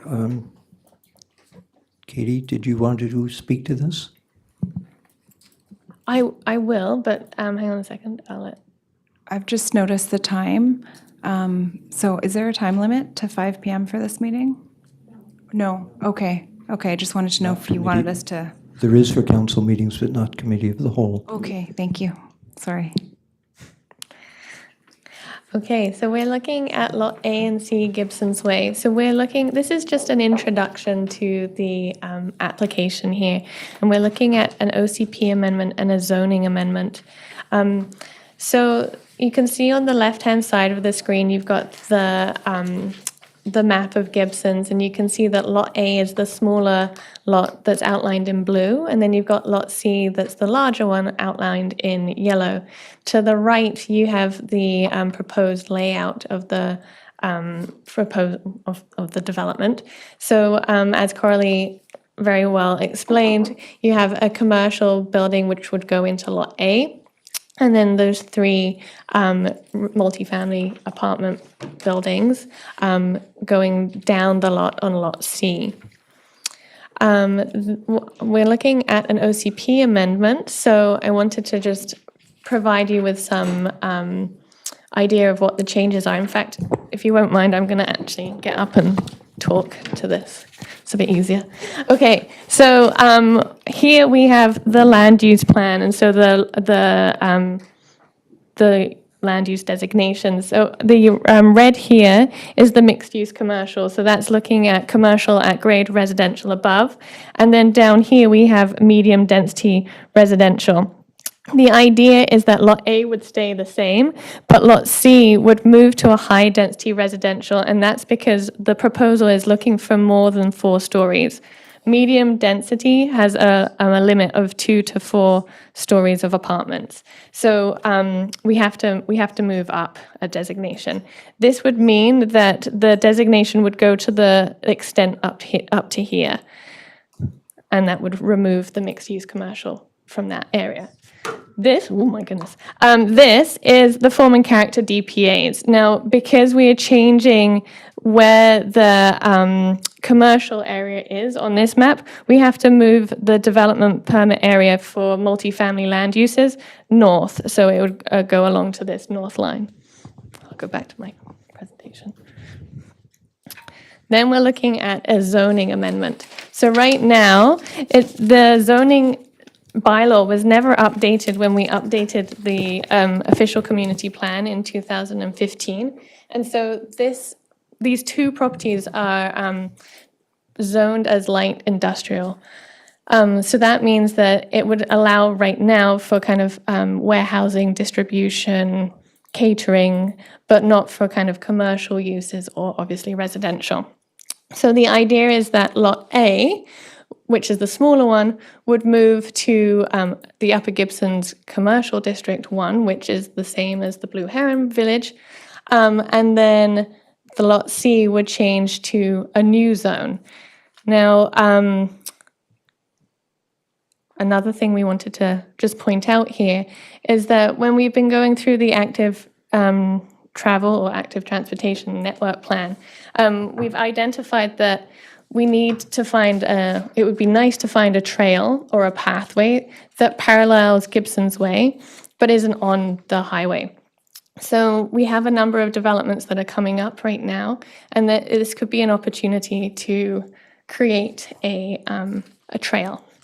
So this is just from Infrastructure Services, as we did a referral out to them, and they provided a kind of like an envisioned connection here. So this is just showing you where that trail could potentially lead from Mahan Road to Pratt Road.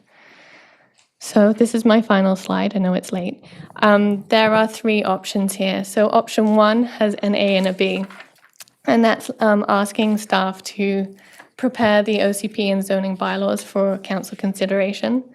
Option 1B asks for us, asks staff to prepare the amendments, but also with some changes if council has any changes. Option 2 is to ask for changes prior to the bylaw, and then option 3 is to reject the proposal. So, thank you, Katie. A couple of questions perhaps I would like to ask Mr. Longman. With the density that is building up in this area, one of the comments that came up at the ADP was the absence of outside community amenity space, particularly with respect to young families. Like, I know you have a daycare and there's amenity spaces within the buildings, but you know, these aren't specifically designed for young families with children, trying to get them outside. And I just wonder, has there been any discussion between you and some of the other developers in the area to consider a common amenity space?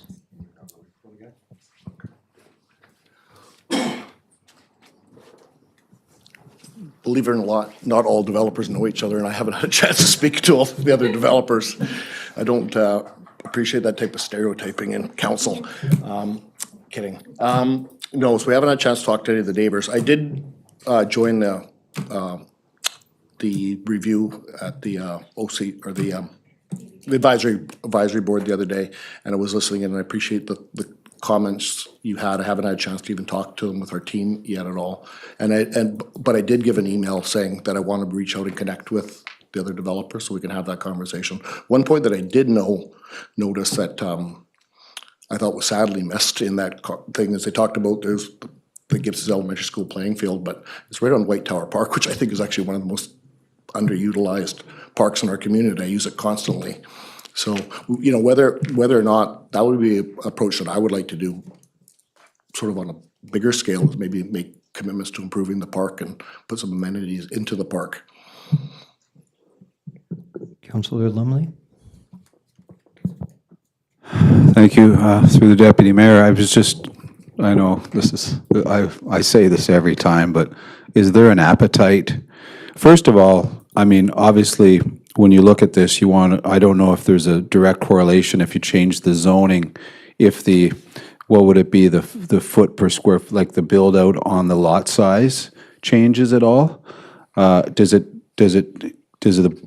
building go up instead of out, maybe creating more green space, more spaces between?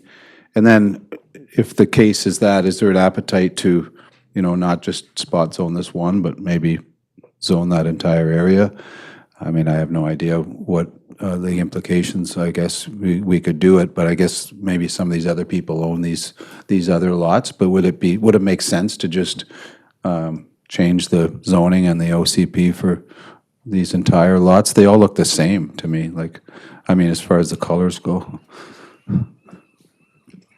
that's instead of spot zoning. I mean, that's my pet peeve is spot zoning. Thank you. I think the Director of Planning would like to say something, and then I'll allow Mr. Longman to speak.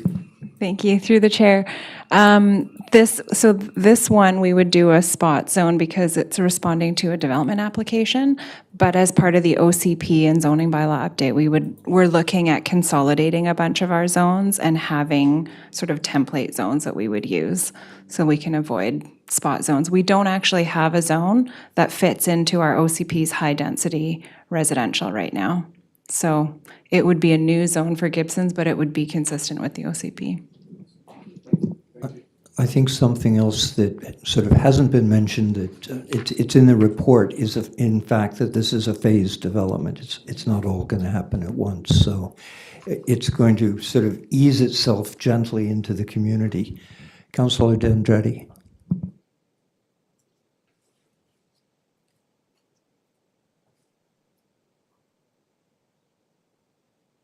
Thank you, Chair.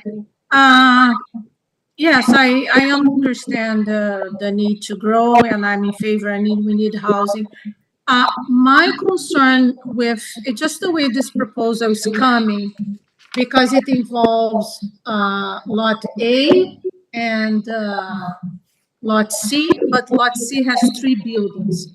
So after the second building, this area is already, it's hydrologically connected with Charman Creek and a valuable filtering drainage wetland for Charman Creek as well.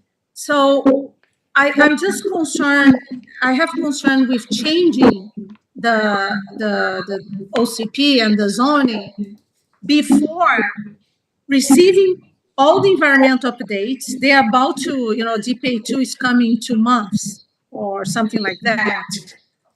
And also changing the zoning because high density, it has a bigger footprint. We don't know. This is an area that is important to have tree retention.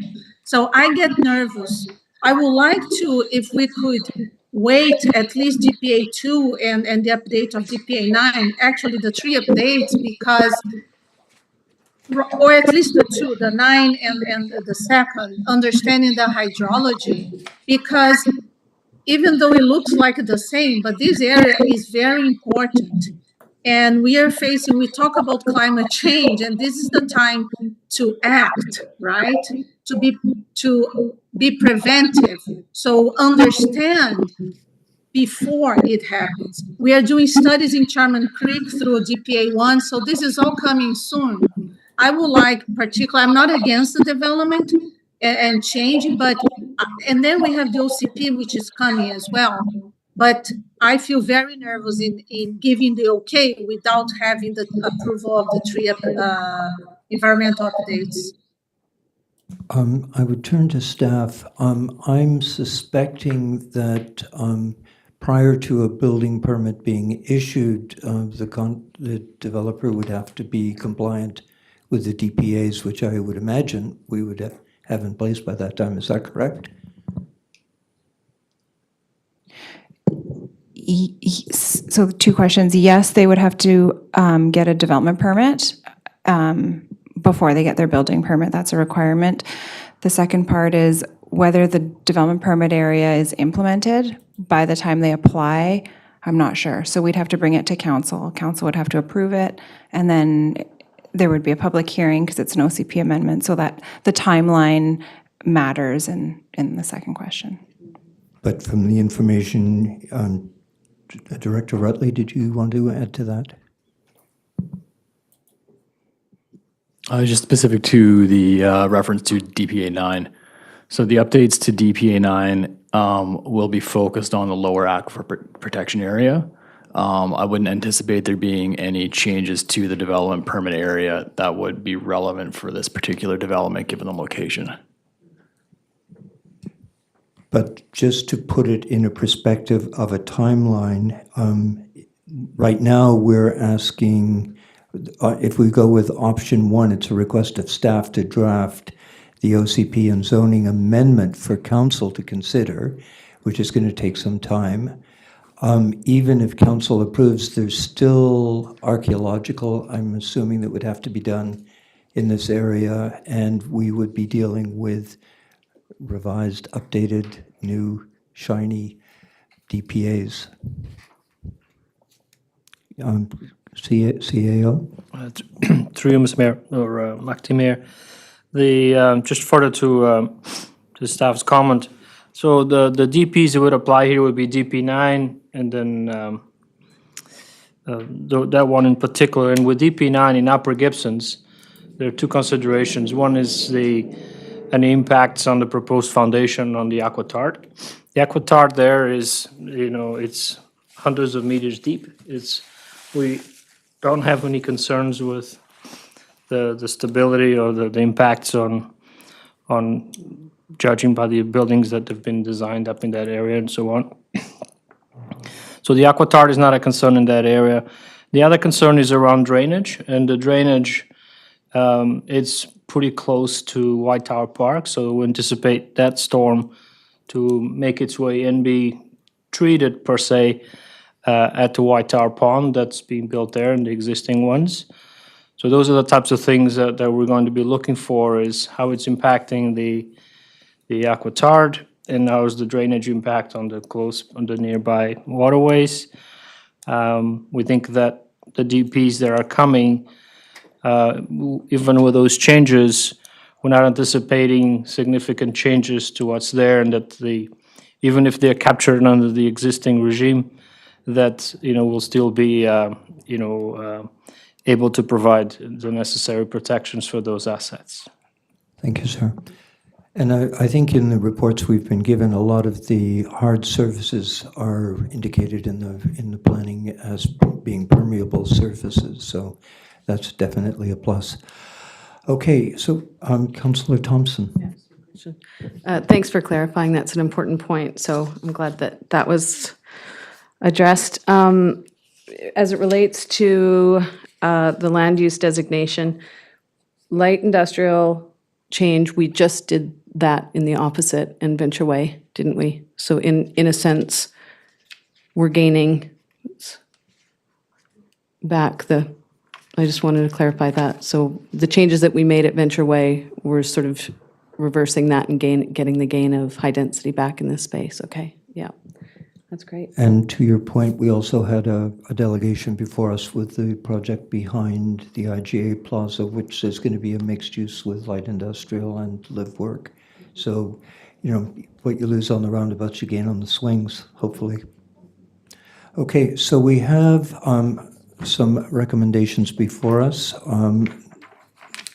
I would be looking for someone to move one of the options.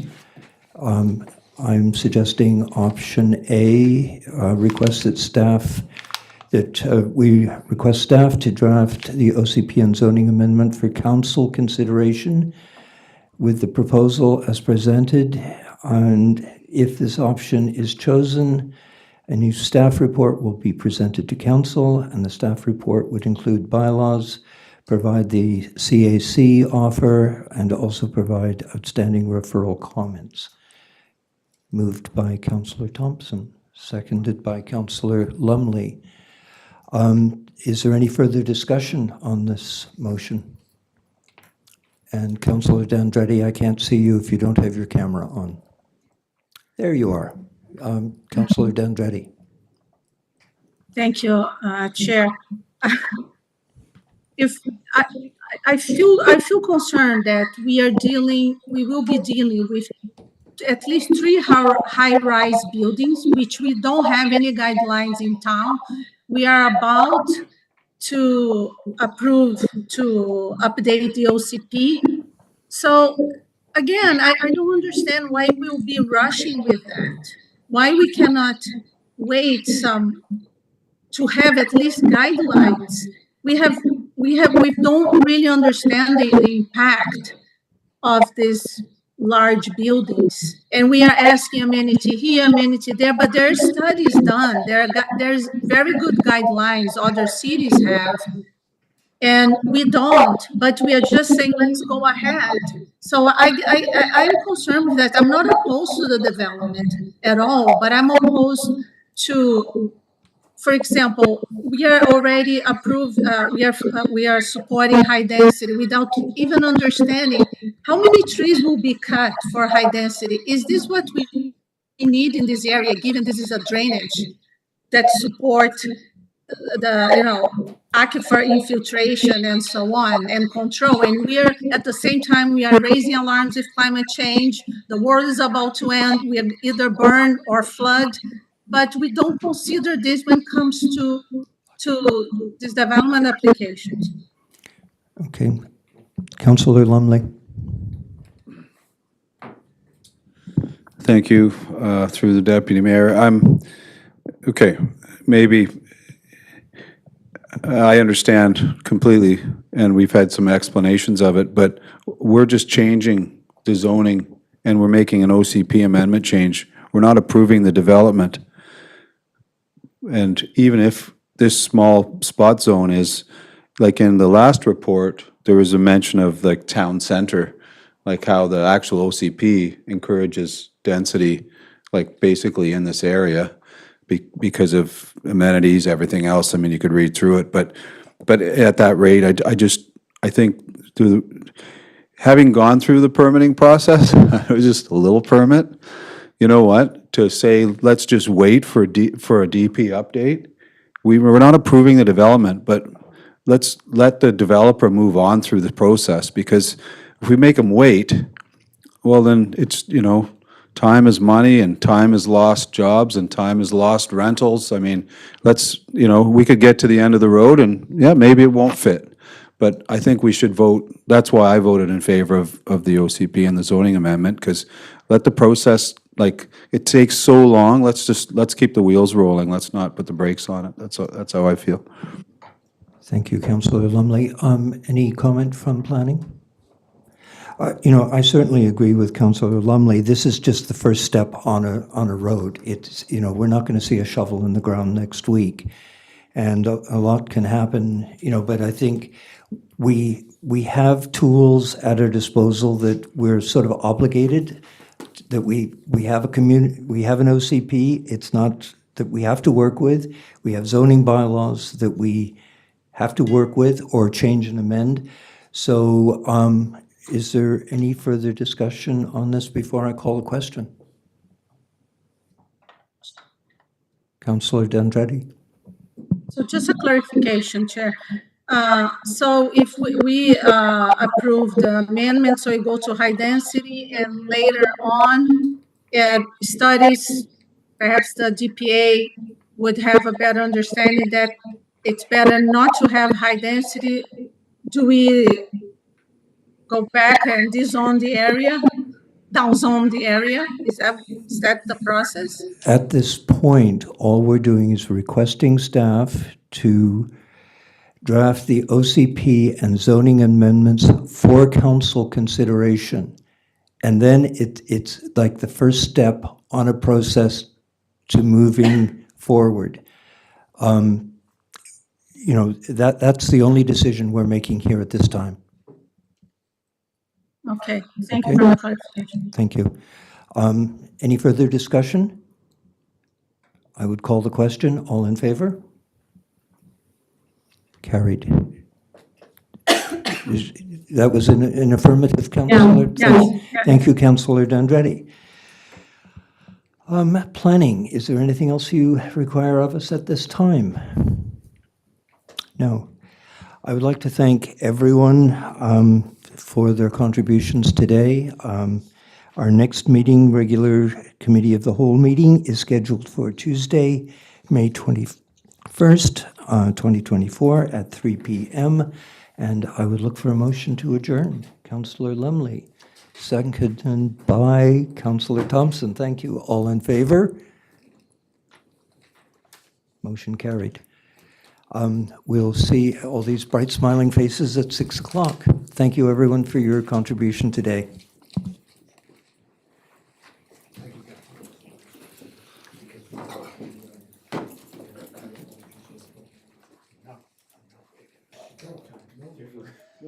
She must have different opinions. Take care. Thank you for coming over. Yeah, that's fine.